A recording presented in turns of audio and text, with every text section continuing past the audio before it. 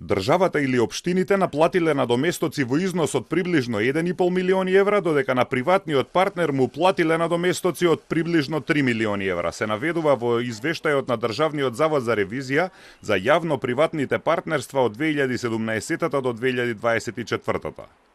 Во овој период имало 68 договори за јавно-приватни партнерства, но може да биде и поголем поради несоодветна евиденција, а со ревизијата биле опфатени 25 постапки. Во овие договори приватните партнери вложиле 37 милиони евра, но не може да се утврди влогот на државните органи зашто не е паричен, туку се работи за обезбедени согласности и дозволи за градба, решенија, отстапување на земјиште, градежни објекти и опрема.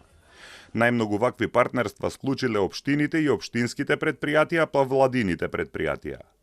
Ревизијата констатира недостатоци и во законите, но и во процесите за склучување договори и во спроведувањето на договорите.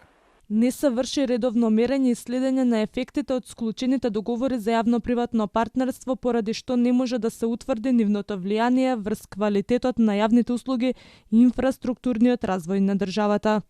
Ревизорите констатирале дека нема стратегија, не се правеле детални подготовки, а во 80% од случаите имало по само еден понудувач.